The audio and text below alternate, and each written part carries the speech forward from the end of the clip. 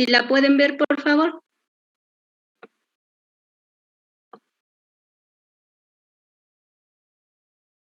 Ya se ve, profesora. Gracias. Bueno, la práctica de hoy es, vamos a ver las pruebas que nos van a ayudar a diferenciar. No se está escuchando nada. ¿No? Yo sí la escucho. ¿Sí? ¿Sí me escuchan? Sí, profesora. Sí, maestra, sí se escucha. Sí, se escucha. Ok. Profesora, la discusión va al final, ¿verdad? Chicos, la discusión la vamos a dejar para la siguiente semana. Ahorita tenemos problemas con el internet y se va a realizar la siguiente semana. Ajá. Ok, ahí vamos gracias. a realizar la discusión del líquido cefalorraquídeo con la discusión de esta práctica, ¿vale? Bueno, en esta sesión vamos a ver aquellas pruebas que nos van a ayudar a diferenciar los exudados de los trasudados. Bueno, los exudados y trasudados se derivan del líquido seroso. ¿Me pueden decir qué es el líquido seroso, chicos? Voy a preguntar. Gómez Nava Margarita. Adelante, Regina. De 10. Es como líquido derivado del plasma, que cuando se encuentra acumulado, pues sale. Sí. ¿Alguien más?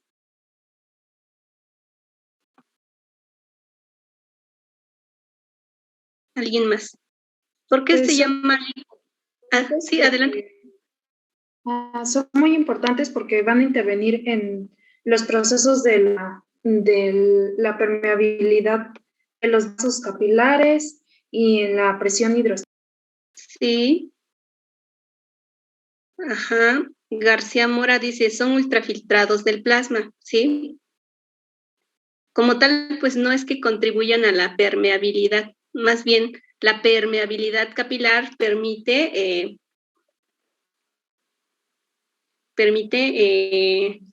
el paso, ¿no? del plasma hacia el líquido extracelular, o en este caso, en el líquido, en el espacio entre las dos membranas serosas que vamos a ver y que de ahí derivan su nombre.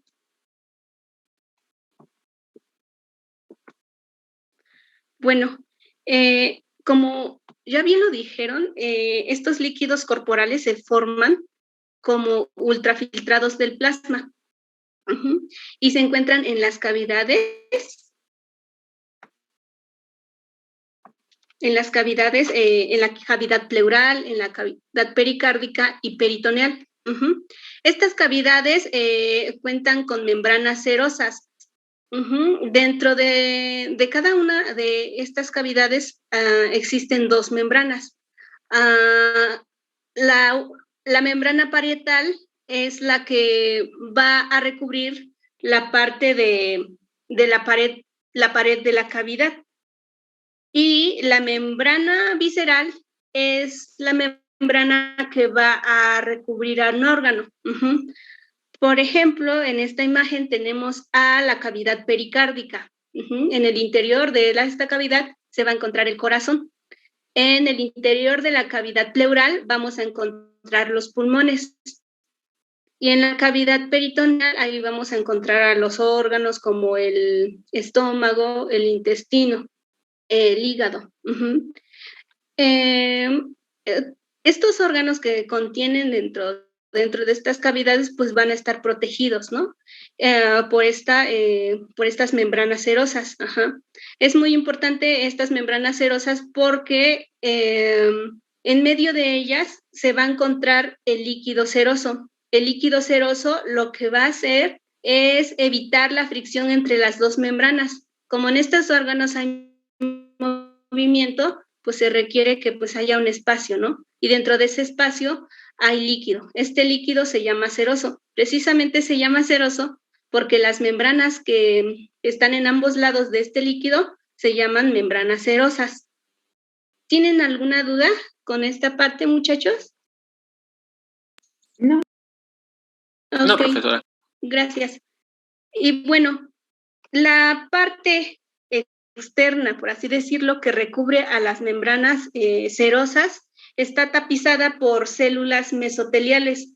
Y por eso es que más adelante vamos a ver que en algunos casos, por ejemplo, en algunas infecciones vamos a encontrar células mesoteliales, pero estas células mesoteliales van a tener una morfología distinta por procesos reactivos.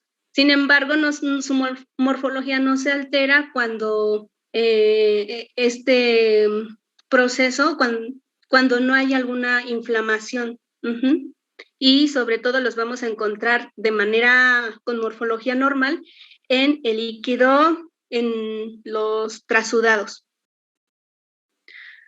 Ahora bien, ¿cómo es la formación del líquido seroso? Bueno, pues para la formación del líquido seroso intervienen 4 factores. Aquí tenemos una imagen. Digamos que este es el espacio entre las dos membranas serosas. Digamos que esta es la membrana que cubre al órgano y esta es la membrana que cubre a la parte externa. Aquí tenemos al líquido seroso. En ambos lados o en ambas membranas más bien, hay una gran irrigación de vasos sanguíneos. Los vasos sanguíneos, ¿qué es lo que contienen?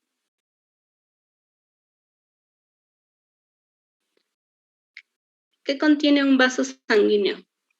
Los glóbulos blancos y rojos y hay proteínas. ¿Qué más? Metabolitos. Sí. También contiene plasma y la proteína, ¿no? Entonces, como lo que fluye en un vaso sanguíneo es líquido, este líquido ejerce una presión en la pared de los vasos sanguíneos. Esta presión es la presión hidrostática, que permite que el líquido, que en este caso el plasma, salga. Por la presión es como una manguera, ¿no? Cuando está corriendo una manguera perforada, pues empiezan a salir mucho líquido. Entonces, algo así sucede. La pared del vaso sanguíneo está formada por células endoteliales y estas células endoteliales pues también van a estar regulando el paso del líquido. Luego, esta presión hidrostática va a hacer que salga líquido, pero resulta también que dentro del vaso sanguíneo se encuentran proteínas, sobre todo la albúmina, ¿no? En mayor concentración. ¿Qué van a hacer las proteínas? Van a regular la salida de líquido, es decir, que se van a oponer a la salida de líquido. De manera que si la presión hidrostática va a sacar al líquido del capilar, la presión coloidosmótica va a atraer el agua hacia adentro del vaso sanguíneo. Y entonces el agua que sale pues se va a ir hacia el espacio, ¿no? Hacia el espacio entre las dos membranas. Y este líquido que se forma aquí, es el líquido seroso. Luego, ¿cómo se reabsorbe? Pues bueno, una parte pues está la presión oncótica, pero también hay otra parte. Se encuentran los capilares linfáticos. Los capilares linfáticos, ¿qué van a hacer?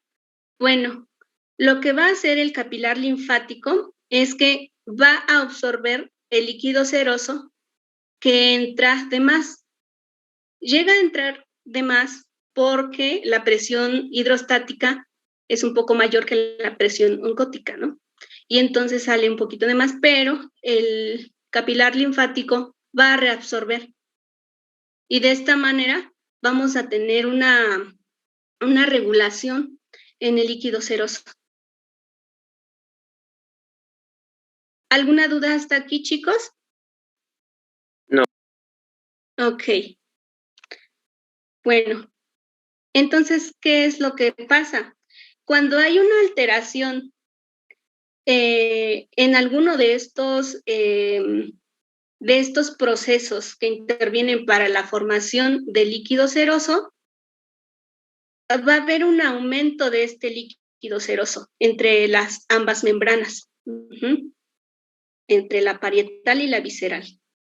Y este aumento de líquido se le conoce como derrame. Luego, pues el derrame se va a llevar a cabo por varias causas y dependiendo de qué es lo que está provocando la formación del derrame, se va a denominar, se va a clasificar en trasudado o exudado. ¿Qué es lo que causa la formación de un trasudado?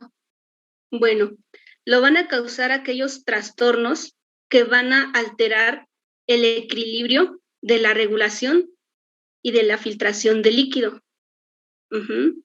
Por ejemplo, ¿qué dijimos que intervenía? Intervenía la presión hidrostática.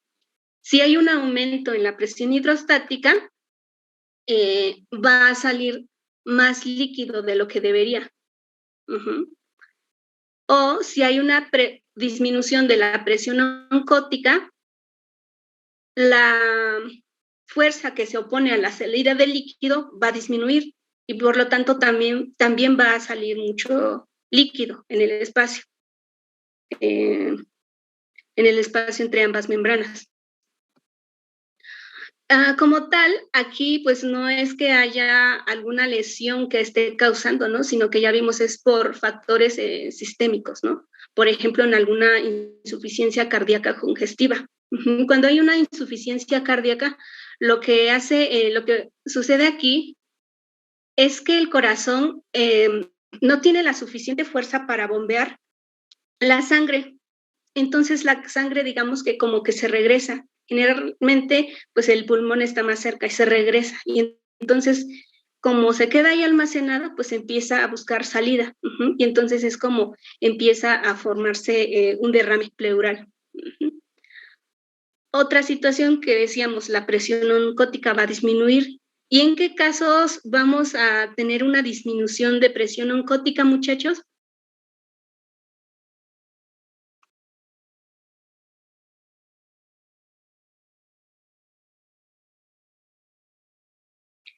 Si dijimos que la presión oncótica disminuye por la disminución de proteínas, ¿en qué situaciones podría haber una disminución de proteínas?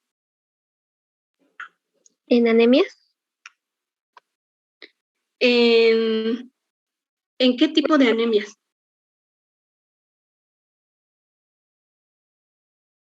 En la anemia, sobre todo, lo que ahí disminuye es la hemoglobina.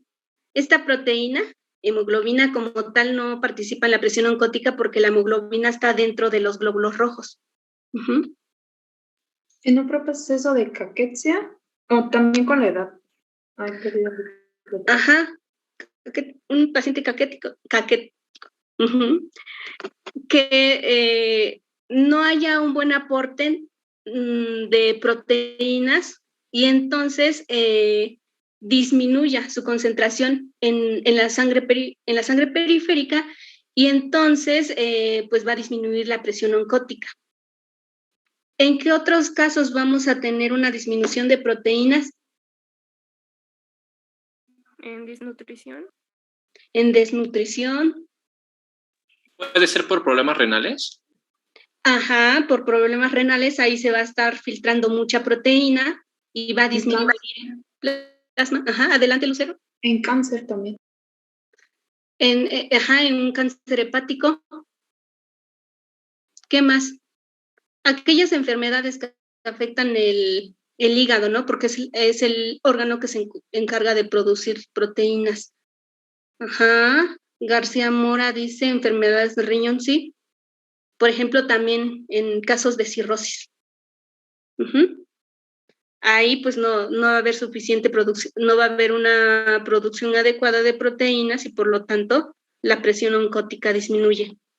En estas situaciones, si se dan cuenta, no son procesos inflamatorios como tal de las membranas, son procesos externos a las membranas, o no están directamente relacionadas. Y entonces, por lo tanto, los líquidos, este derrame o este trasudado se considera como líquido no inflamatorio. Adelante, Mariana. Tengo una duda. Sí. Estaba viendo igual en el manual que se supone que también este trasudado es por una... es de manera, por un factor mecánico y se ve implícito, por ejemplo, una presión venosa. Y ya que, en este caso, una persona que sufre de hipertensión, supongo que cuando sufre de mucha hipertensión puede llegar un momento donde sus arterias, no sé, te puede salir sangre de la nariz, de los oídos, de la boca. No sé, igual es un líquido no inflamatorio. ¿Cómo puedo decir que no es igual un transudado? Lo que pasa con la hipertensión también es forma un trasudado. En el caso de la hipertensión, ¿qué pasa? Como la presión, digamos que la sangre corre con mucha presión en los vasos sanguíneos, entonces empieza a salir líquido. Y es un trasudado. Ah, ok, entonces también es un trasudado. Igual cuenta, aunque no sea un líquido pleural o así. Aunque sea solamente sangre. En el caso de este, o sea, no se conoce así como tal. Estamos hablando, por ejemplo, en este caso de trasudado o exudado, así se le conocen aquellos líquidos que salen o que se forman dentro de las cavidades de la cavidad pleural, pericárdica y peritoneal. ¿Y por qué dijimos que se llaman así? Porque estos líquidos son líquidos serosos. Y se denominan así porque estas cavidades cuentan con las dos membranas, la parietal y la visceral. En el caso de un paciente, digamos que se edematiza ahora sí que en todo el cuerpo, más bien lo que se conoce o cómo se conoce a este derrame, o la salida de este líquido y la inflamación de la persona, del cuerpo, se le conoce como edema. Ok. Gracias, profesor. Sí. ¿Alguna otra duda, chicos? ¿O algún comentario que quieran hacer?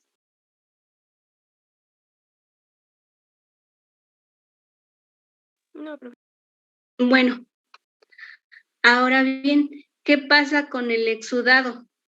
El exudado sobre todo va a estar causado por trastornos que van a afectar directamente las estructuras de las cavidades, como por ejemplo una inflamación o alguna infección. ¿Qué es lo que va a causar una inflamación? Pues va a provocar un aumento en la permeabilidad capilar.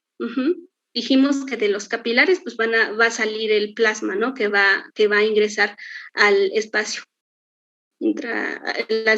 al espacio entre las dos membranas.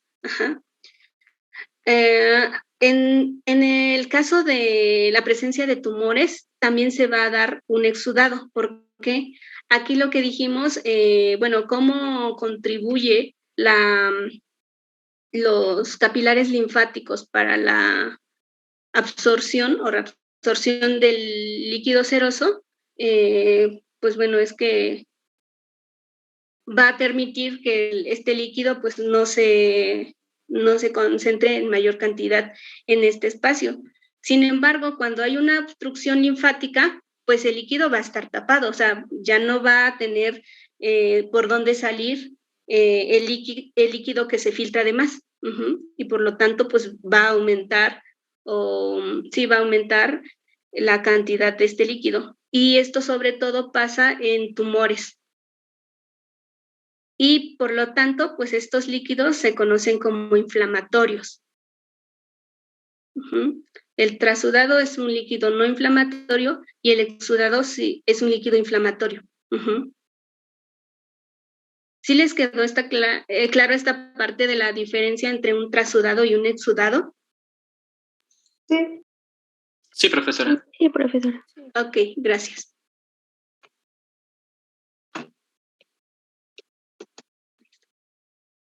Bueno, para la recolección de la muestra.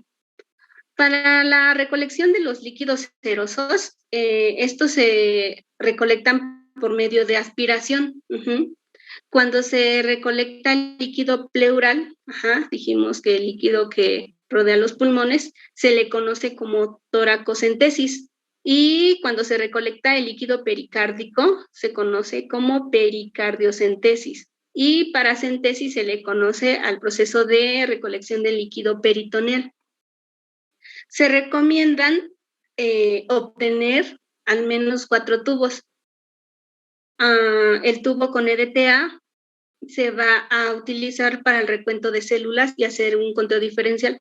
¿Recuerdan lo que hacíamos en el líquido cefalorraquídeo? Pues es similar. Tenemos que hacer un recuento de células. Con el tubo heparinizado, las pruebas que se realizan son las pruebas químicas. Y se recomienda también recolectar un tubo estéril para realizar pruebas de microbiología y citología. Para determinar el pH, se necesita que el pH se recolecte en condiciones anaeróbicas. Y generalmente se recolectan este tipo de jeringas para hacer gasometrías. Y de hecho el pH se determina por medio de, utilizando el equipo de gasometría. Bueno, no se recomienda que sea manual, aunque nosotros en el laboratorio lo hacemos de manera manual. Y es muy importante que se analicen dentro de las primeras 2 horas posterior a su recolección. Y algunos lo que recomiendan es que también a la vez que obtenemos el líquido ceroso, se obtenga una muestra sanguínea. ¿Para qué? Para medir también las concentraciones en el plasma. Por ejemplo, la concentración de proteínas, la concentración de LDH, de glucosa.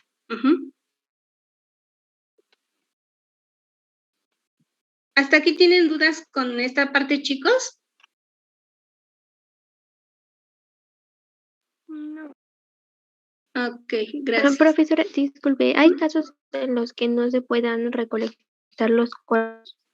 Sí, hay casos en los que no se pueden recolectar y por lo tanto ese único tubo hay que utilizarlo para todas las pruebas. Okay, entonces ¿sería un tubo con EDTA o lo utilizaríamos con heparinas? Un tubo con EDTA. Okay. Lo que pasa es que el EDTA conserva mejor a las células. El tubo heparinizado, también no podría afectar. El EDTA no afecta a las pruebas químicas. Bueno, okay, gracias. Sí. Es muy importante hacer la diferenciar entre un exudado y un trasudado. ¿Por qué? Porque resulta que si al realizar las pruebas encontramos que se trata de un trasudado, a veces ya en algunas situaciones ya no se recomiendan realizar pruebas adicionales, porque ya sabemos que, lo que está causando el problema más bien es un factor externo. Y en el caso de un trasudado, pues es muy importante que se sigan haciendo más pruebas para determinar cuál es la causa del exudado. Y por eso, en primera instancia, lo que se tiene que hacer es realizar pruebas para diferenciar si se trata de un exudado o de un trasudado.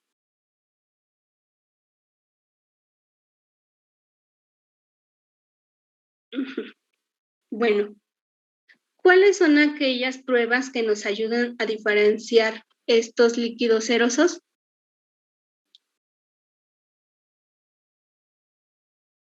En su manual, ¿qué pruebas manejan, chicos?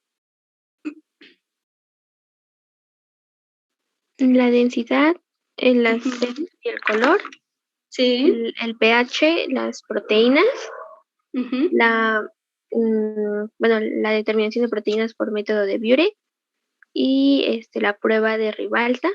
Sí. Y la determinación de glucosa y un examen microscópico. Sí. Esas pruebas son las que, digamos que tradicionalmente se realizan y son las que realizamos en el laboratorio. Pero también hay un doctor que se apellida Lai. Él propuso otros 3 criterios, porque él decía que, bueno, realizando las otras pruebas adicionales nos ayuda a determinar de manera con una confiabilidad del 90% de que lo que estoy haciendo, los resultados que estoy encontrando, realmente se trata de un trasudado o de un exudado. Pero estas pruebas que ya mencionabas son las que tradicionalmente se realizan, ¿no? Entonces tenemos al aspecto y al color. Esta es una prueba física. ¿Y cómo es el aspecto y el color de un trasudado? Claro y de color amarillo pálido. Parecido al plasma. Sí, sí va a ser muy similar al color del plasma porque es nada más el ultrafiltrado del plasma. Y de un exudado vamos a tener diferentes aspectos, colores. Aunque también es importante comentarles que también se puede llegar a ver claro y de color amarillo pálido. ¿Y estos en qué situaciones se llegan a observar un exudado así? Se llegan a observar cuando la infección es aguda, cuando apenas está comenzando. La otra prueba es determinar la concentración de proteínas. En un trasudado va a estar disminuida la concentración de proteínas o va a ser menor a 3 gramos sobre decilitro. Y en un exudado va a ser mayor a 3 gramos sobre decilitro. La densidad va a estar disminuida. En el trasudado va a ser menor a 1.018 y en el exudado va a ser mayor a 1.018. ¿Por qué observamos una mayor densidad en el exudado, muchachos?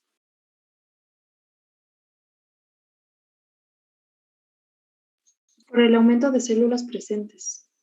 Por el aumento de células presentes, de proteínas, de detritos.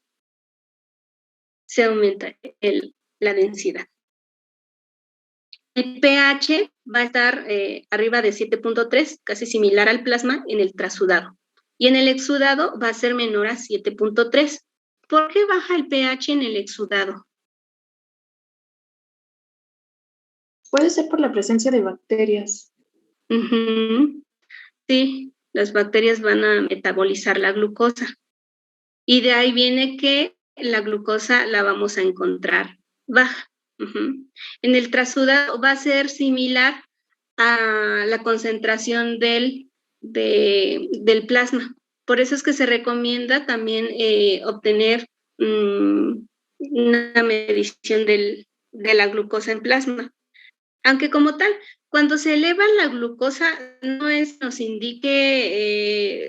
un parámetro que ayude mucho, porque la glucosa, al igual que por ejemplo en un paciente con diabetes, se va a elevar y lo vamos a ver elevado también en un trasudado. Por eso no tiene como mucha relevancia diagnóstica, pero una disminución de glucosa va a tener relevancia.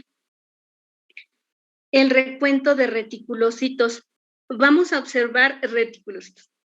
Leucocitos. ¿Vamos a observar leucocitos en un trasudado, muchachos?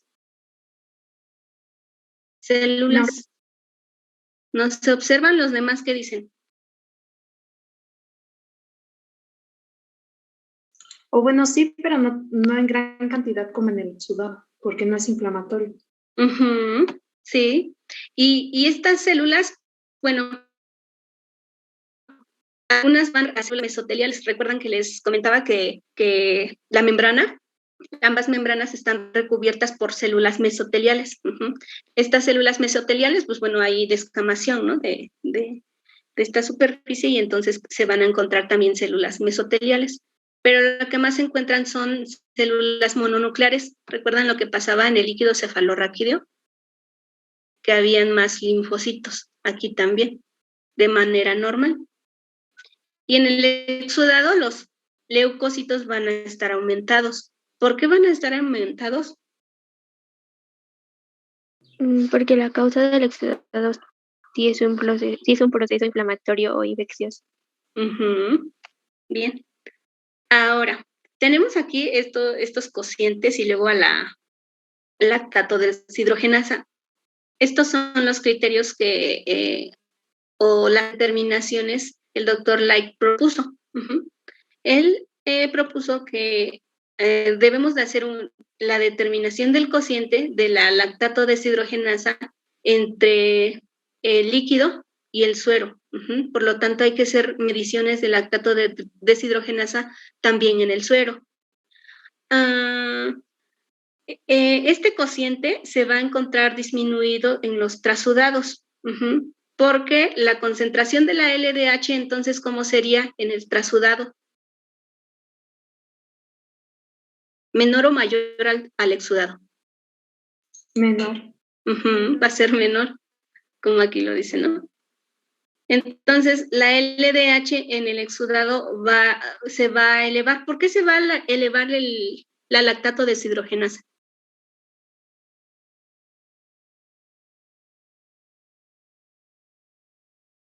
Por el aumento del metabolismo lactato por parte de las bacterias. Esta es una enzima que se encuentra dentro de los glóbulos blancos, de los glóbulos rojos. Cuando hay una inflamación, pues normalmente lo que pasa con el neutrófilo, por ejemplo, que fagocita y muere. Entonces, cuando muere, libera todo el contenido de lo que tiene dentro, lo libera hacia el exterior y todas estas, una de ellas es esta, la lactato deshidrogenasa. Uh-huh. ¿Hasta aquí tienen alguna duda? No, profesora. Gracias. Me pregunto. A ver, Ricardo Eric Ramírez, ¿cómo dijimos que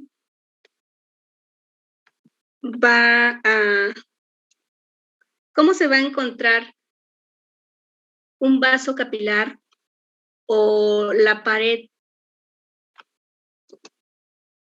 Ay, es que me parece. Bien. ¿Cómo se va a encontrar la pared capilar vaso sanguíneo en el caso de un exudado? Ricardo Eric. Sí, profesora. ¿Me lo puede repetir, por favor? Sí. ¿Cómo se va a encontrar la pared capilar cuando hay una situación que se forme un trasudado?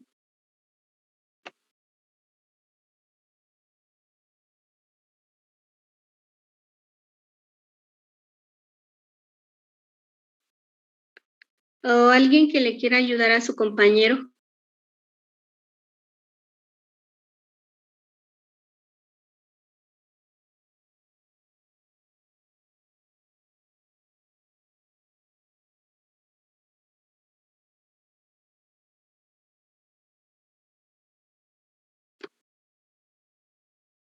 Bueno, pues la pared capilar, cuando hay un exudado, pues va a estar íntegro.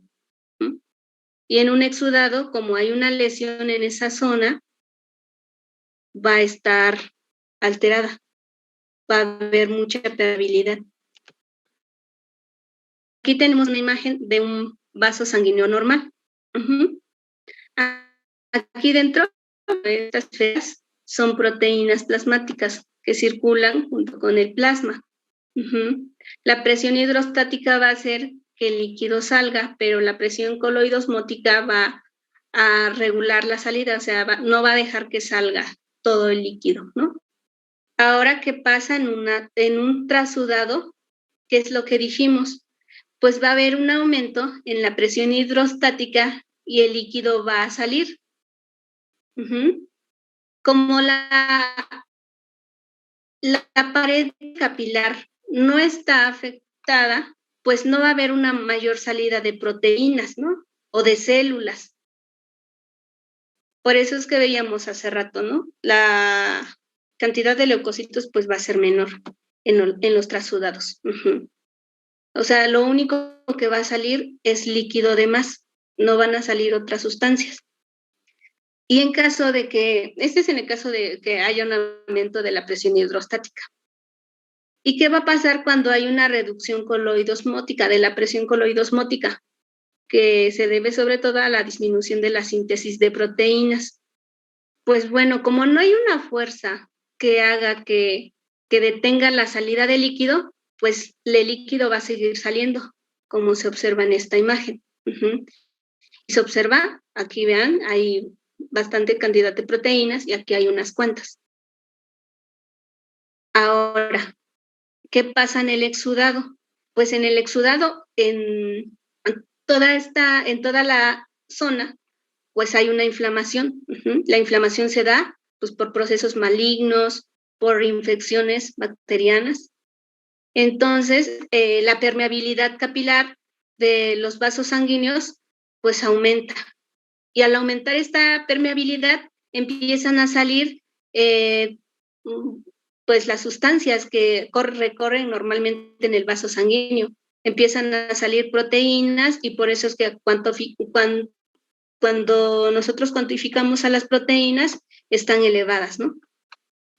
Luego también, ¿qué pasa? Como hay una inflamación en esta zona, pues también llegan las células sanguíneas. Hay bacterias.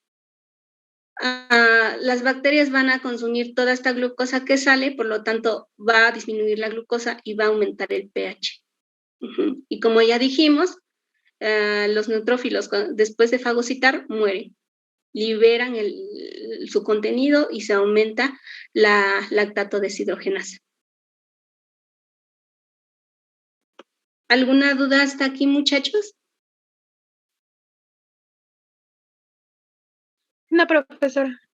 Ok, entonces, ayudándonos con esta imagen podemos concluir. O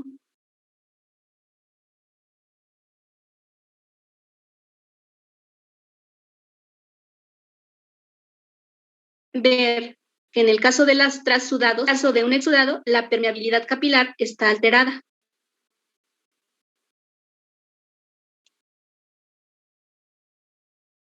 Bueno. Ahora, ¿cómo realizamos la determinación del aspecto y el color?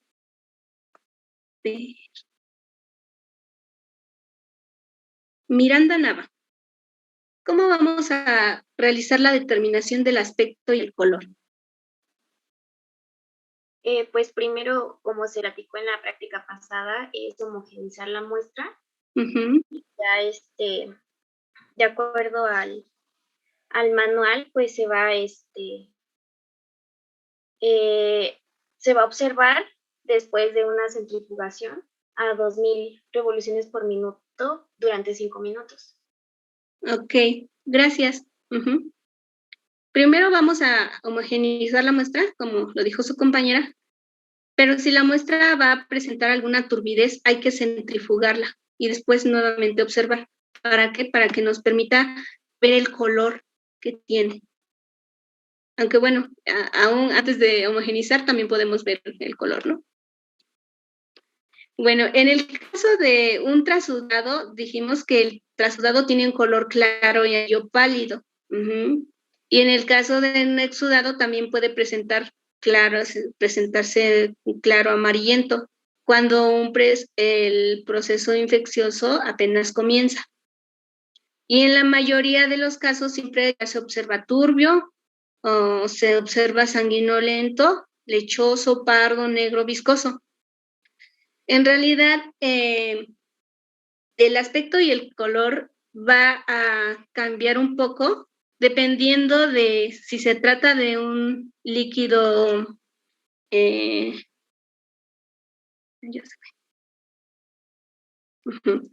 se trata de un derrame pleural, o si se trata de un líquido acítico o de un derrame pericárdico. ¿Y esto por qué? Pues porque hay situaciones distintas que se presentan en cada uno de los órganos y por eso es que se van a observar. A veces vamos a ver, ejemplo, que se va a presentar de un color negro en el caso de una aspergilosis.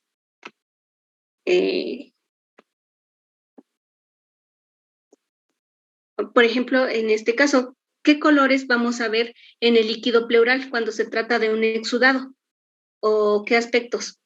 Bueno, pues se va a presentar de una turbidez en el caso de una infección bacteriana. Y esto por la presencia de leucocitos y por la presencia de bacterias. Por trastornos inmunitarios, por aumento de las proteínas, de la inflamación. Y se va a observar sanguinento en un hemotórax, o cuando haya algún daño de la membrana, también en procesos malignos hay daño de la membrana y hay se observa sanguinolento. O también puede ser por una aspiración traumática. ¿Cómo podemos distinguir una aspiración traumática de algún daño en la membrana? Por ejemplo, un proceso maligno. Pues bueno, porque cuando se trata de una aspiración traumática vamos a ver estrías en el líquido. Digamos que la coloración no va a ser uniforme. También se puede ver sanguinolento en el caso de un infarto pulmonar o en el caso de tuberculosis. También se puede observar lechoso en el caso de que haya una obstrucción del líquido linfático. Y esto porque va a haber salida de material quiloso. Aquí lo que se recomienda es que se determine la concentración de triglicéridos. Cuando vemos un color lechoso hay que determinar la concentración de triglicéridos, porque este color lechoso también nos podría tratarse de un material pseudoquiloso. Es decir que en el caso de por ejemplo, una inflamación crónica como artritis reumatoide, se va a ver lechoso, pero ahí lo que se va a ver aumentado es la concentración del colesterol. Luego también podemos encontrarlo de un color pardo cuando hay una rotura del absceso hepático provocado por amibas. O también cuando hay una metástasis de melanoma, se puede encontrar este color. Y podemos verlo de un color negro en el caso de una aspergilosis. Aspergillus flavus puede infectar al líquido pleural, bueno, una consecuencia de esta formación del color negro. Luego se puede encontrar viscoso en un mesotelioma maligno. Por eso es muy importante la identificación del aspecto del color que tiene. Esto ya estamos hablando de procesos malignos. Puede observarse también purulento en un empiema.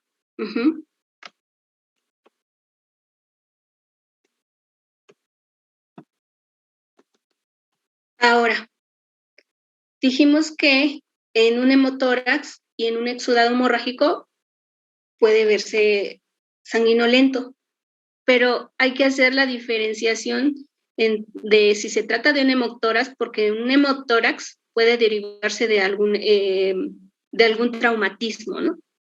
Y el exudado hemorrágico sobre todo se da por alguna inflamación crónica en algunas neoplasias. Entonces, ¿cómo lo vamos a distinguir? ¿Qué es lo que pasa en el hemotórax? Que pues un traumatismo hace que ahora sí que casi toda la sangre se vierta, ¿no?, en el espacio. Entonces, se recomienda determinar el hematocrito. Si se trata de un hemotórax, el hematocrito va a ser mayor al 50% del hematocrito de la sangre periférica.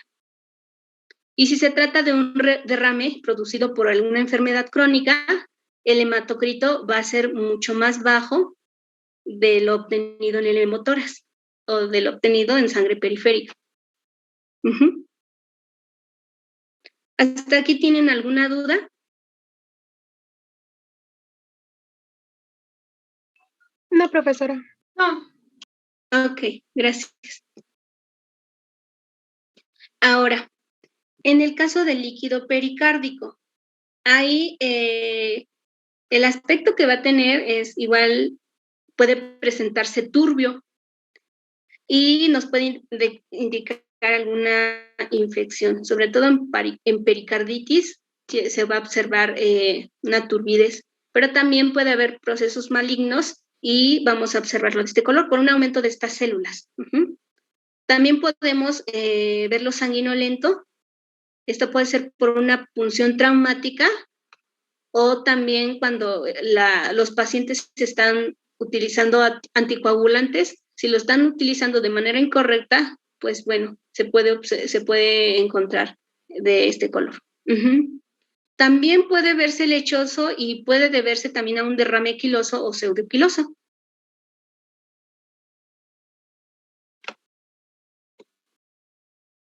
Ahora, ¿qué aspecto y color pueden presentar el líquido peritoneal?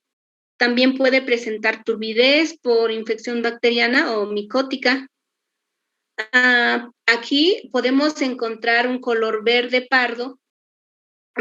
o pardo oscuro, y esto es por la presencia de bilis. Podemos encontrar igual un aspecto lechoso por la presencia de material quiloso. Igual hay que determinar la concentración de triglicéridos. Y estos triglicéridos se van a encontrar elevados cuando se trata de un material quiloso. También puede verse lechoso porque hay un bloqueo en el conducto linfático, que también lo que se va a derramar, bueno, en el bloqueo del conducto linfático, pues va a ser el material quiloso, ¿no? ¿Qué es lo que también provoca un aumento de material quiloso? Pues bueno, el bloqueo de un conducto linfático debido a un linfoma, a un carcinoma o también una infección parasitaria. Aquí podemos observar estrías sanguinolentas, pero estas van a observarse también en el caso de una tuberculosis, o algunos cuadros malignos o trastornos intestinales nos van a dar este aspecto y color. El verde marrón, este color lo podemos observar en el caso de una úlcera duodenal que puede estar perforada o una rotura de la bilis, de la vesícula biliar.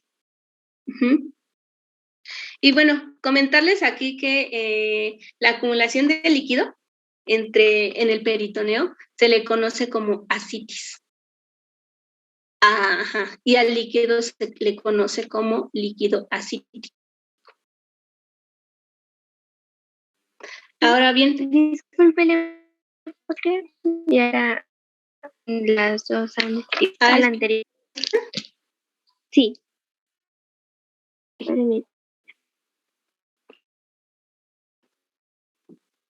Okay, sí. ¿Recuerda la vez pasada en el caso del líquido cefalorraquídeo cómo determinábamos la densidad? Sí. Sí, con el refractómetro. La densidad se va a determinar de la misma manera en los líquidos, en los líquidos serosos. Y cuando se trata de un trasudado, la densidad va a ser menor a 1.018 y un exudado, como ya decimos, va a ser mayor a 1.018. Como ya decíamos, va a elevarse en presencia de proteínas, de detritos, de células. Luego, pH. El pH de un trasudado, ya decíamos, es mayor de 7.3 y un exudado es menor a 7.3. El pH tiene mucha importancia en el caso de un derrame pleural. Ajá.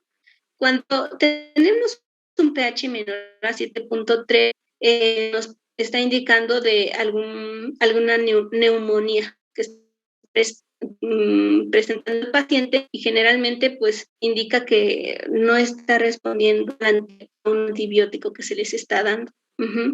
Puede presentarse también en el caso de una tuberculosis o alguna patología maligna.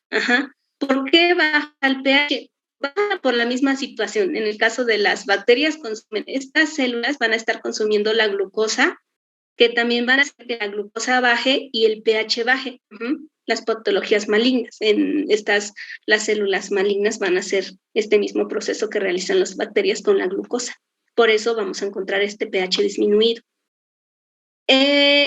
Cuando tenemos un pH menor a 7.1 en un derrame paraneumónico, este dato es muy importante para los médicos, porque si realizamos esta determinación y con este valor encontramos este valor, pues bueno, el médico le va a indicar que este líquido pues lo tiene que drenar. Cuando se tiene un pH menor a 6, esto nos puede indicar que hay una rotura del esófago. Están entrando líquido gástrico y entonces disminuye el pH. ¿Hasta aquí tienen alguna duda?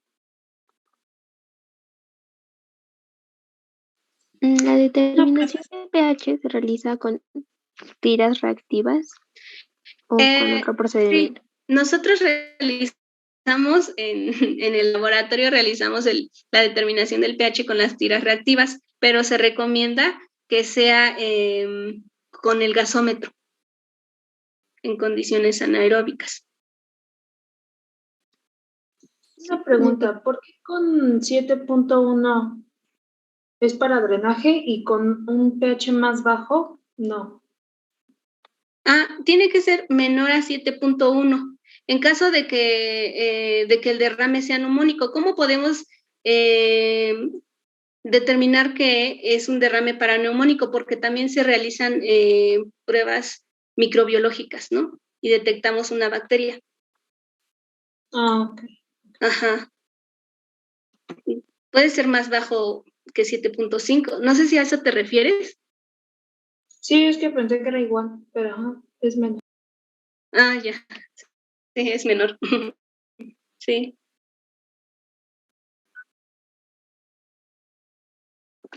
Bueno, la prueba de Ribalta.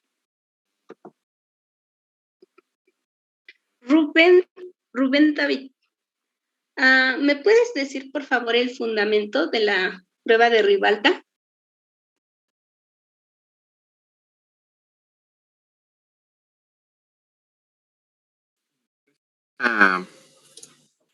Por la ceromocina que tienen los exudados que precipita con ácido acético. Sí. Exactamente.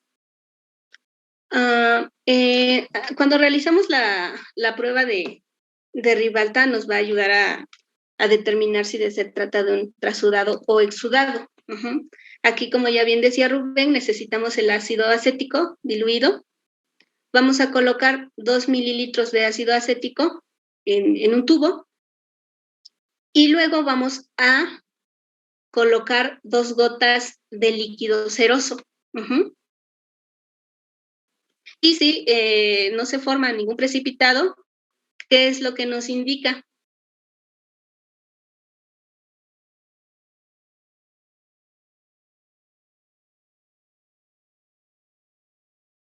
¿Qué nos indica una prueba de Ribalta negativa?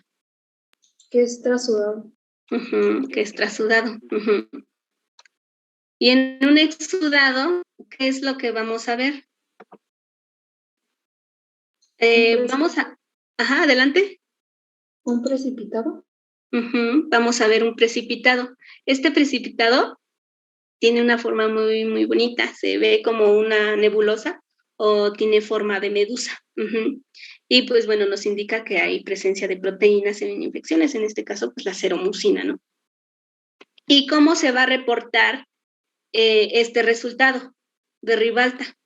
Pues bueno, se reporta como positivo o negativo.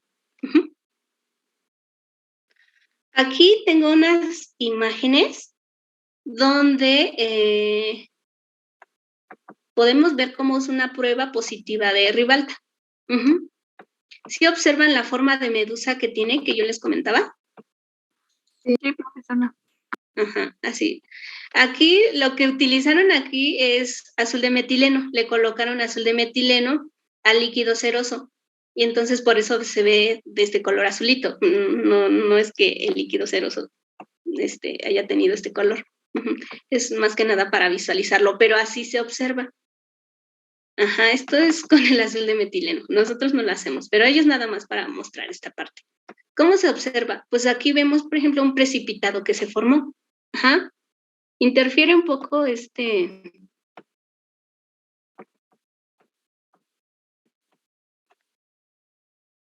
chévere. Pero aquí observamos, ¿sí logran distinguir este precipitado, chicos? Sí, sí, sí. Sí, profesora. Sí, así se observa una prueba de Ribalta positiva.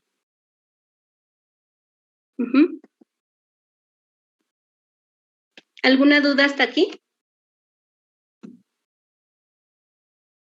No. No, profesora. Ok, gracias.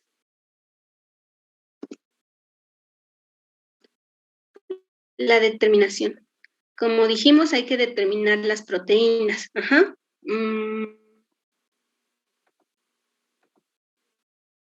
A ver aquí. Muñoz García Karen. ¿Me puedes decir el fundamento de la determinación de proteínas por el método de Biuret, por favor?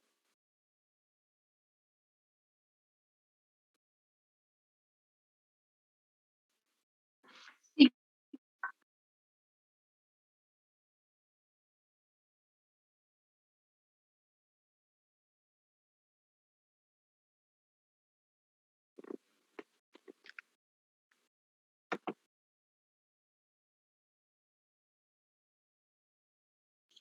Bueno, es un método colorimétrico.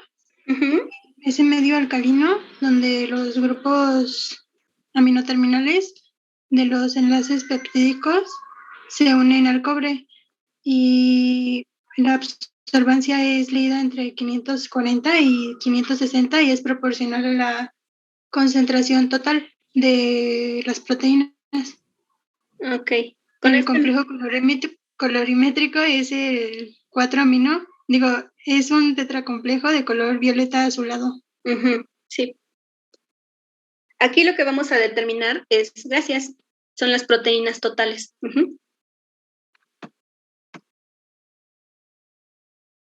Ahí está. ¿Cuál es la técnica que seguimos? Pues bueno, la determinación se realiza con el espectrofotómetro a una longitud de absorbancia de 540. Vamos a preparar 2 tubos. Un tubo va a ser para el patrón y otro tubo para la muestra. A cada uno de los tubos le vamos a colocar un mililitro del reactivo de Biuret. Y al patrón le vamos a colocar 25 microlitros del patrón. Y en muestra, 25 microlitros de muestra. Después de haber colocado, vamos a mezclar y vamos a incubar 5 minutos a 37 grados centígrados, o también puede realizarse, puede incubarse 10 minutos a temperatura ambiente. Luego vamos a leer la absorbancia del patrón y de la muestra, utilizando el blanco de reactivo para ajustar a 0. El color es estable como mínimo 30 minutos. Vamos a utilizar este cálculo para que lo tengan, para que lo copien. Vamos a utilizar este cálculo, absorbancia de la muestra entre absorbancia del patrón por la concentración del patrón. La concentración del patrón, pues bueno, ya nos da el fabricante, es de 7 gramos sobre decilitro. Fundamento de Ribalta.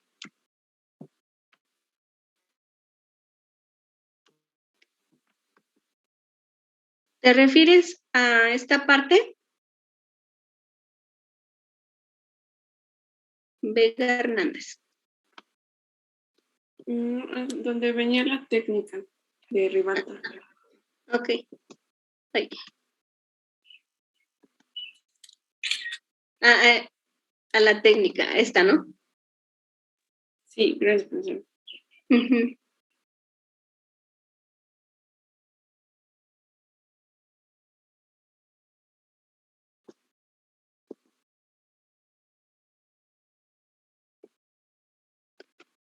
Bueno, dijimos que las proteínas en el trasudado va a ser menor a 3 gramos sobre decilitro. ¿Por qué dijimos que vamos a tener esta concentración en el trasudado?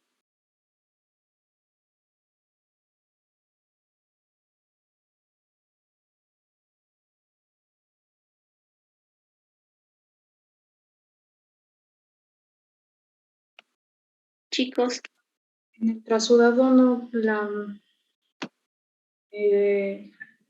los vasos no van a estar, la membrana, más bien la permeabilidad capilar no va a estar alterada. Entonces, mayor concentración de proteínas en el líquido. Sí, no hay mucha concentración. Y en el exudado, pues sí, la permeabilidad está afectada y sale mucha proteína. Bien. En el caso de una ascitis, se va a encontrar una alta cantidad de proteínas. Cuando hay un aumento de concentración de proteínas en líquido acítico, nosotros podemos sospechar de una trombosis suprahepática, una obstrucción de la vena hepática. También esta proteína, como estamos determinando proteínas totales, puede haber un aumento de la fibronectina. Esto por carcinomatosis peritoneal. O en el caso de derrames pleurales tuberculosos, se va a aumentar las proteínas. O también la beta-2 microglobulina se aumenta por derrames causados por procesos hematológicos. Esta beta-2 microglobulina es una parte, forma parte de la membrana de los leucocitos.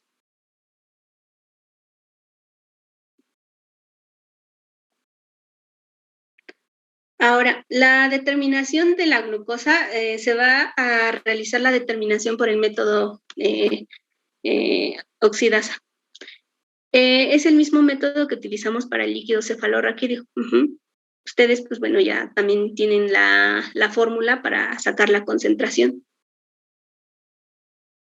En un trasudado dijimos que vamos a tener más de 60 miligramos sobre decilitro de glucosa, que va a ser similar a la glucosa del plasma. Y en el exudado va a ser menor. En el líquido pleural vamos a ver una disminución, de glucosa por situaciones o por causas de derrame paraneumónico, una infección bacteriana. También en tuberculosis y en las neoplasias. ¿Qué dijimos que hacen las células neoplásicas con la glucosa?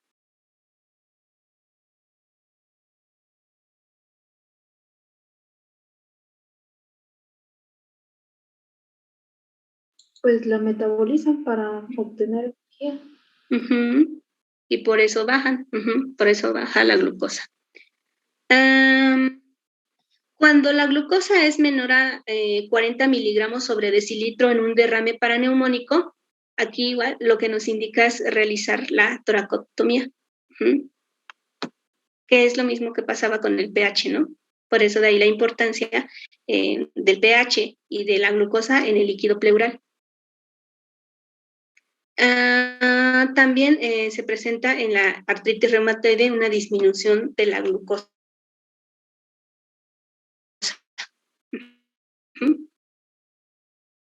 En el líquido ácido, la glucosa se va a ver disminuida, sobre todo por procesos infecciosos. Y en el caso de la tuberculosis va a estar muy, muy disminuida. También disminuye, pues bueno, en procesos malignos, ¿no? Ok. Ahora, el examen microscópico.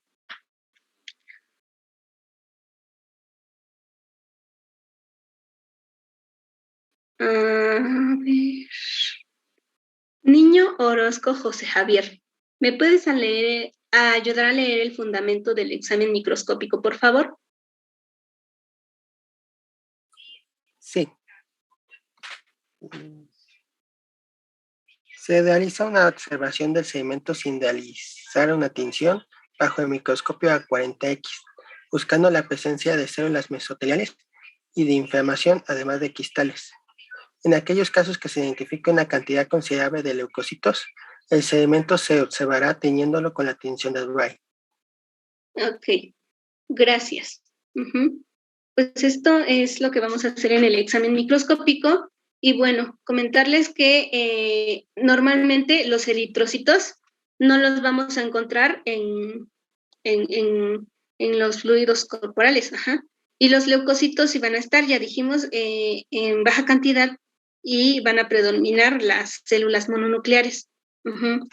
Cuando realizamos un examen microscópico y observamos células que nos indican que se tratan de células malignas, es muy importante llevarlo al laboratorio de citología o con el anatomopatólogo para que él realice una mejor evaluación.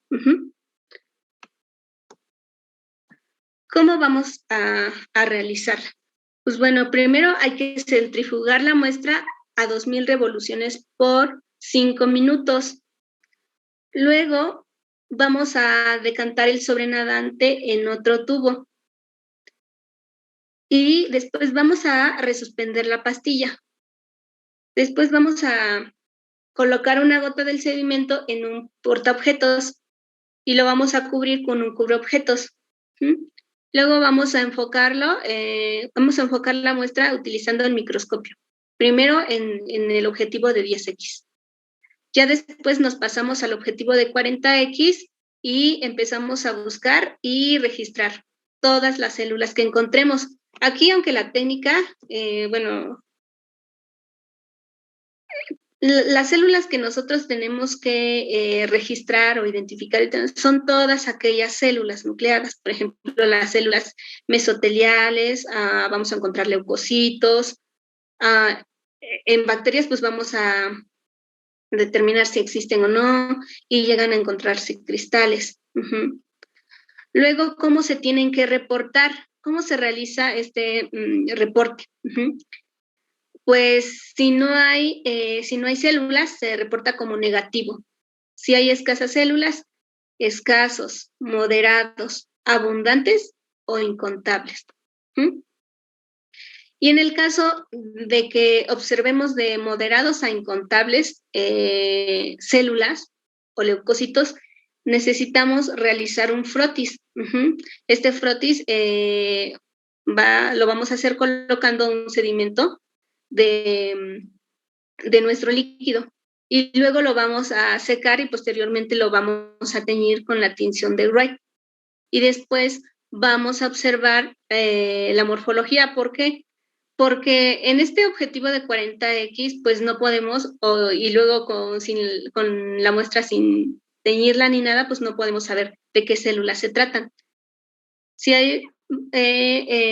están presentes, pues hay que saber, ¿no? Qué células son las que están elevadas. Ahora, habíamos dicho que el trasudado tiene menor a 1000 leucocitos por microlitro y el exudado es mayor a 1000 leucocitos por microlitro. En el caso de los trasudados, sí pueden llegar a presentar algunas células mesoteliales de descamación, Y más adelantito vamos a ver cómo se observan, ¿no? Para saber distinguirlas de una célula mesotelial reactiva. Y en el exudado, ¿en qué situaciones se van a encontrar elevados? Bueno, pues se van a aumentar en infecciones bacterianas. Si se dan cuenta, en el caso de los exudados nos indican que tiene que ser mayor a 1000, ¿no?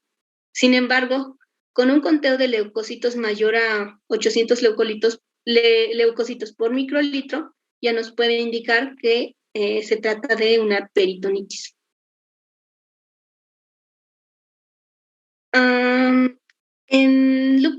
En una situación de lupus eritematoso sistémico, ahí lo que vamos a observar son células LE. ¿Sí han visto alguna vez estas células, chicos? No, yo no. Ok. En un momento vamos a verlas. Y bueno, ¿en qué situaciones se elevan los linfocitos? Van a presentarse linfocitos en el caso de derrames tuberculosos y neoplásicos. Ok, también dice que no. Gracias. Vamos a observar neutrófilos en exudados de origen bacteriano no tuberculoso. ¿En qué situaciones vamos a ver la presencia o la elevación de los eosinófilos?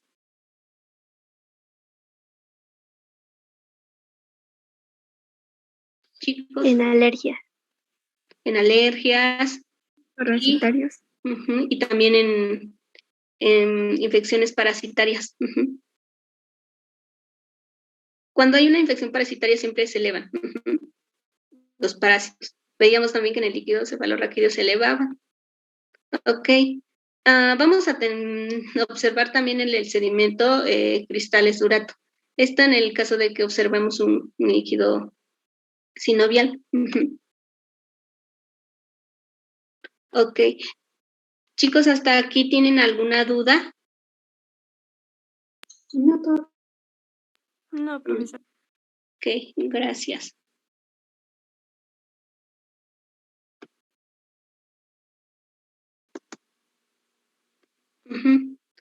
Ahora, en el líquido pleural. En condiciones normales, si se dan cuenta aquí, en el líquido pleural, podemos encontrar desde 1000 a 4000 células por microlitro. Las células que predominan van a ser los macrófagos. Van a estar elevados a comparación de los demás, mayor al 60%. Y linfocitos, vamos a tener linfocitos de un 30%. Sí se van a encontrar neutrófilos, pero van a estar a menos del 10%. Y vamos a observar células mesoteliales, sí. ¿De cuántos? De 0 a 2%. En el caso del líquido pleural, los leucocitos van a ser, cuando son mayores a 10,000 por microlitro, lo vamos a asociar con alguna neumonía o con algún infarto pulmonar, o en el caso de alguna pancreatitis. Aquí lo que vamos a observar va a ser un predominio de neutrófilos en estas situaciones. Cuando se observa o se encuentran leucocitos mayor a 50,000 por microlitro, lo vamos a observar en un derrame paraneumónico. Bacterias. ¿En qué situaciones vamos a encontrar el aumento de linfocitos? ¿Recuerdan en el líquido cefalorraquídeo qué es lo que se elevaba más cuando había una infección viral? Los chicos. Sí, los linfocitos normalmente se elevan en infecciones virales. Por eso aquí también vamos a ver los elevados. En alguna situación, por ejemplo, en la artritis reumatoide, en el lupus eritematoso sistémico, se van los linfocitos. Y como ya habíamos comentado, los eosinófilos siempre se elevan en infecciones parasitarias, en reacciones alérgicas. Aquí también vamos a encontrarlos en el líquido pleural en estas situaciones. Vamos a encontrar un aumento de células mesoteliales, sí, y se van a encontrar, por ejemplo, en una neumonía o en cuadros malignos. ¿Por qué se encuentran estas células, chicos?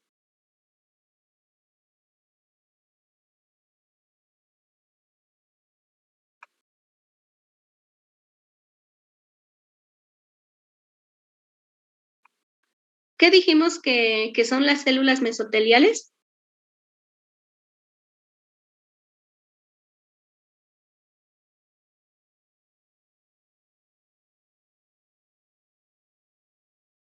Células que tapizaban la cavidad serosa.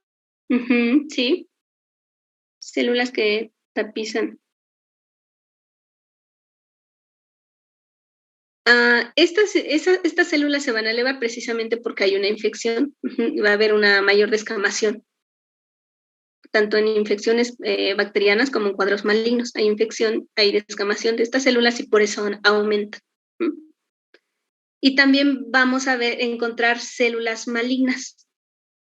En el caso de un adenocarcinoma, pues sí se van a encontrar, porque hay una infiltración de estas células en el líquido pleural. Ahora, ¿qué es lo que vamos a encontrar en un líquido pericárdico? Vamos a encontrar cuando hay 1000 células por microlitro y dentro de ellos predominan los neutrófilos, pues nos indica una endocarditis bacteriana. También podemos encontrar células del carcinoma, del pulmón o de mama. ¿Por qué? Porque está muy cerca de la zona.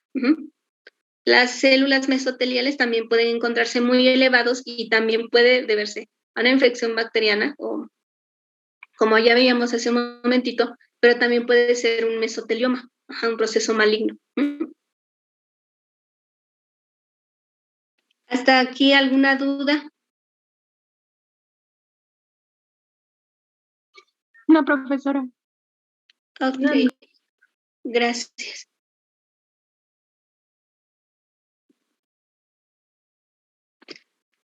¿Qué es lo que vamos a encontrar en un examen de líquido acítico? ¿Qué dijimos que es el líquido acítico, chicos?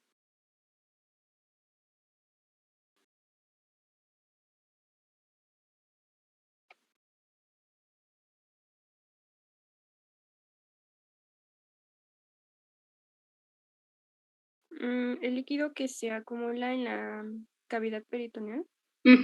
Sí. Bueno, en este líquido lo que vamos a encontrar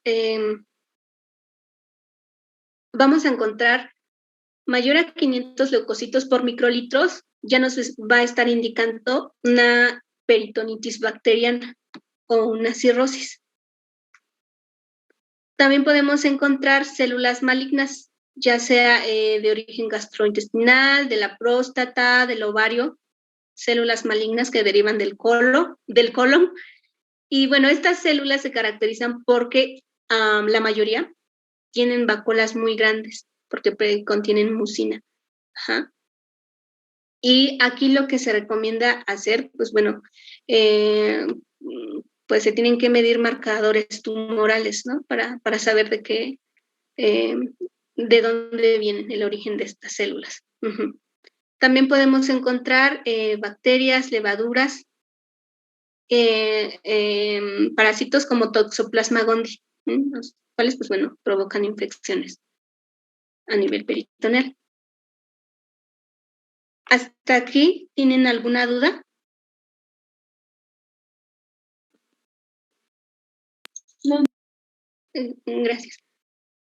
Si se dan cuenta, todas estas pruebas o estas pruebas que realizamos nos pueden indicar muchas alteraciones.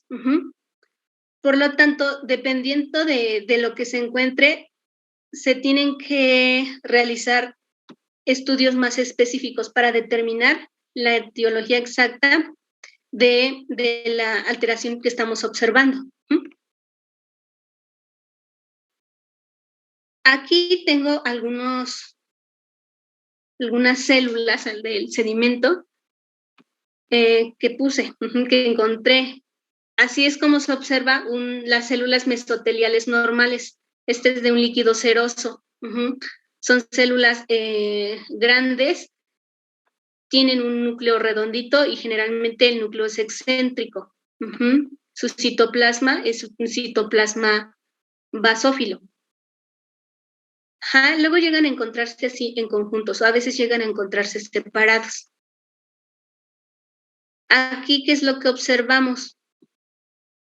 Esta célula también se trata de una célula mesotelial, pero es una célula mesotelial reactiva. ¿Cómo nos damos cuenta que es reactiva? Empiezan a segmentarse los núcleos y, bueno, empiezan a dividirse, ¿no? Y se llegan a observar, por ejemplo, de 2 núcleos a 4 núcleos. Y esto es lo que hace que la célula sea muy grande. Aumentan de tamaño. Y ¿cuál es la diferencia del color del citoplasma de las células mesoteliales reactivas entre las células mesoteliales normales?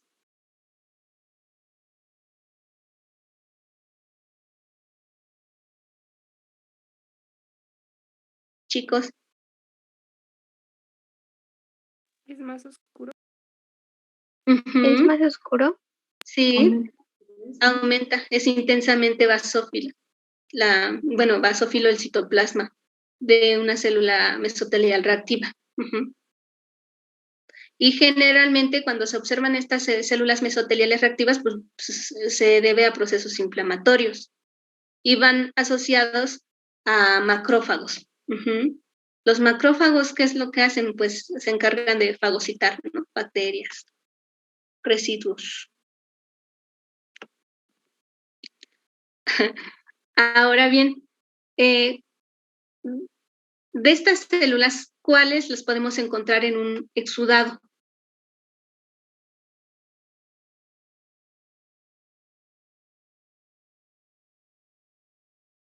La reactiva. La reactiva. ¿Y las normales? ¿En el trasudado? Sí, en el trasudado. Aquí tengo otra imagen de un sedimento. Todo lo que observan, bueno, estas células que tapizan todo. El frotis son eritrocitos, se dan cuenta. Y también aquí tenemos a estas células, voy a acercar un poquito más. Estas células, ¿qué son, chicos?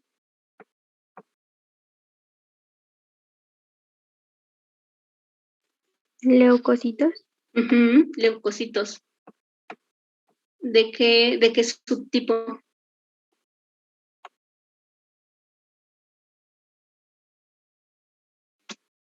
Parecen eosinófilos. No. No son eosinófilos. ¿Cómo es el núcleo de estas células? No, son neutrófilos. Sí, son neutrófilos segmentados.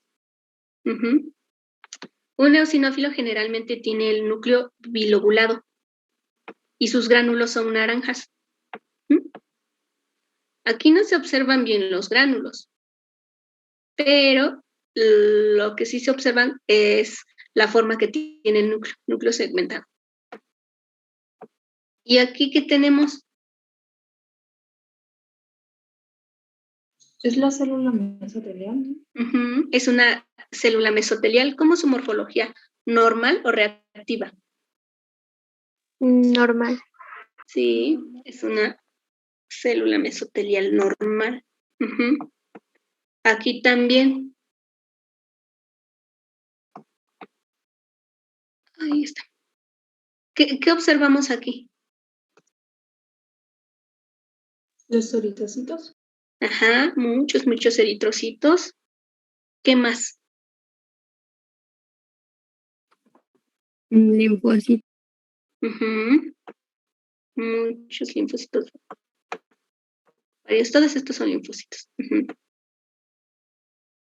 ¿Tienen dudas con caracterizar a las células, chicos? Sí notan la diferencia entre el linfocito y la célula mesotelial, ¿no? Sí. Sí. Ok, gracias.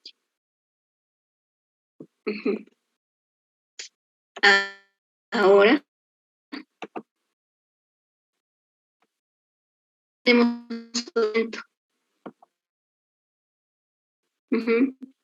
estas células, las que estoy señalando con ¿Son la manita. eritrocitos? Hay muchos eritrocitos. ¿Y estas células? Los linfocitos. Tenemos aquí linfocitos. ¿Y qué es lo que observan aquí? Parecen bacilos. Sí, son bacterias, bacilitos. ¿Y esta célula qué es? Una célula mesotelial pero reactiva. ¿Esta? ¿La que estoy enseñando con la mano? O un macrófago. Ajá, sí. Sí. Este es un monocito. El monocito va a pasar a macrófago. La morfología de un macrófago, a ver si hay, no tengo la morfología de un macrófago, pero normalmente un macrófago tiene su núcleo redondo y es un poquito más grande que el monocito. Y generalmente llega a tener, está muy vacuolado. Este es un monocito, vean la forma de núcleo muy, muy irregular y la célula muy grande. Aquí está delimitada la membrana. Aquí esta parte es la membrana. Todavía es un monocito. ¿Y aquí qué tenemos? ¿Una célula mesotelial reactiva? No, cuando es una célula mesotelial reactiva está mucho más grande. ¿Lo dices por la forma de que tienen los lobulitos que se han segmentado? Sí. Pero la célula mesotelial, la reactiva, tiene tiene más citoplasma y recuerden cómo es la forma, la coloración, es intensamente basófilo el citoplasma. Y aquí, por ejemplo, tiene poquito citoplasma. Este es un neutrófilo, su núcleo está segmentado, aquí tiene un lóbulo, otro lóbulo y otro lóbulo. Esta no se ve claramente qué es, pero así es como se llegan a observar. ¿Tienen alguna duda aquí, chicos?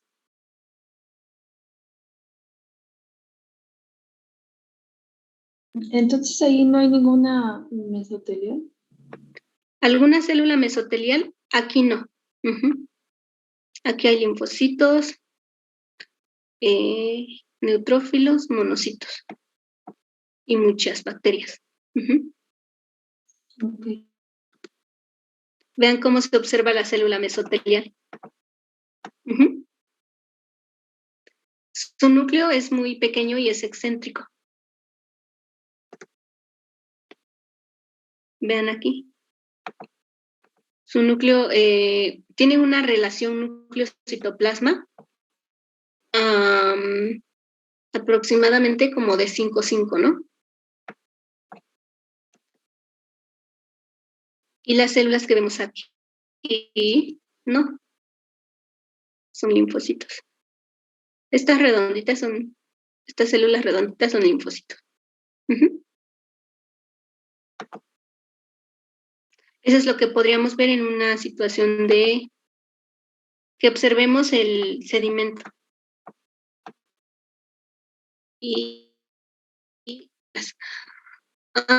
Así se observa una célula de lupus eritematoso sistémico. Generalmente las células fagocíticas, como es el monocito, va a fagocitar las células. Aquí, por ejemplo, está dentro. Si logran diferenciarla de las demás. Sí. Sí, así es como se observa. Este es un linfocito. Este parece ser que es un Eosinófilo. Sí, por las características del citoplasma. Ujú.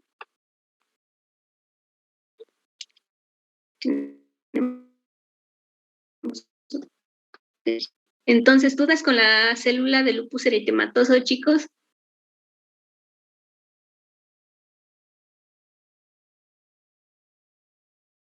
Ahora, ¿qué es lo que podemos observar en líquido acítico? Así se observa una célula neoplásica. Esta es una neoplasia de ovario. Ujú. La morfología es muy distinta a las células que hemos visto. El citoplasma empieza a tener muchas vacuolas. Ajá. La cromatina es laxa. Ujú. La cromatina es laxa, son células muy, muy grandes. Aquí, por ejemplo, hay un linfocito. Este linfocito está muy pequeño en comparación de esta célula grandota. Un linfocito. ¿Qué dijimos que vamos a hacer cuando veamos estas células sospechosas de alguna neoplasia, chicos?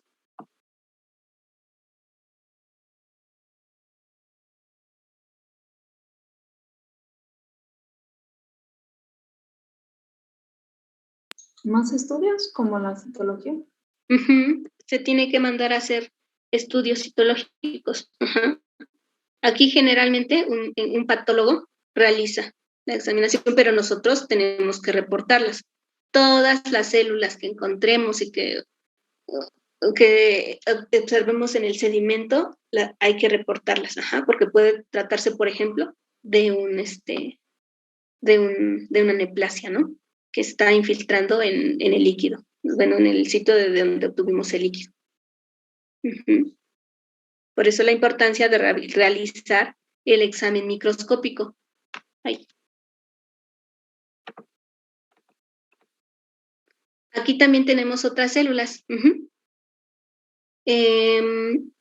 Estas células son células de un linfoma. El linfoma se llama linfoma de Burkitt.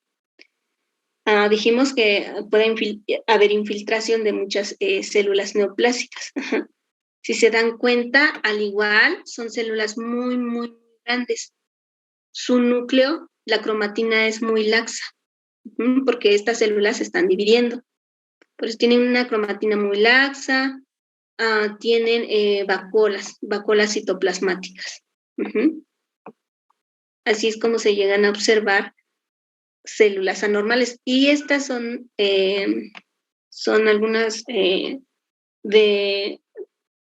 muchas situaciones o de varias formas en que se pueden presentar. ¿Hasta aquí tienen alguna duda, chicos? No, todavía. ¿No? Bueno, entonces ya podrían hacer la diferenciación de un exudado y de un trasudado.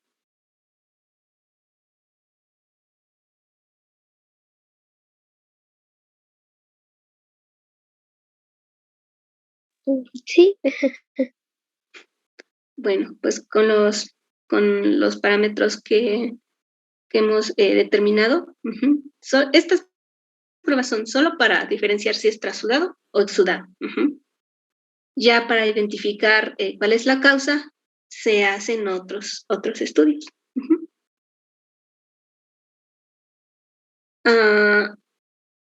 Bueno, pues si no tienen alguna otra duda,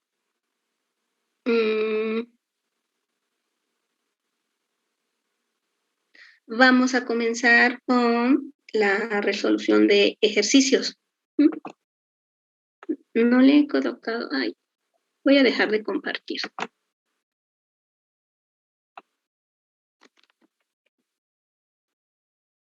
Les voy a colocar en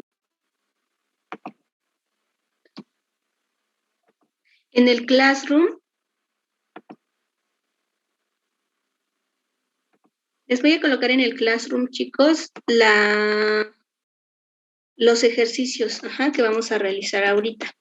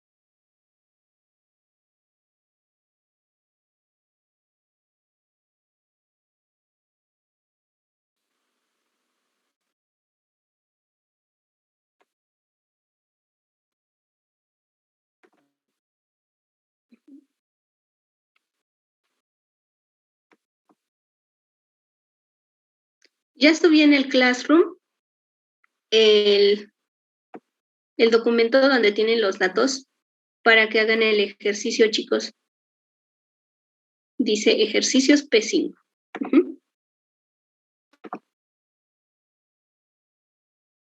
Para que comiencen a realizarlo.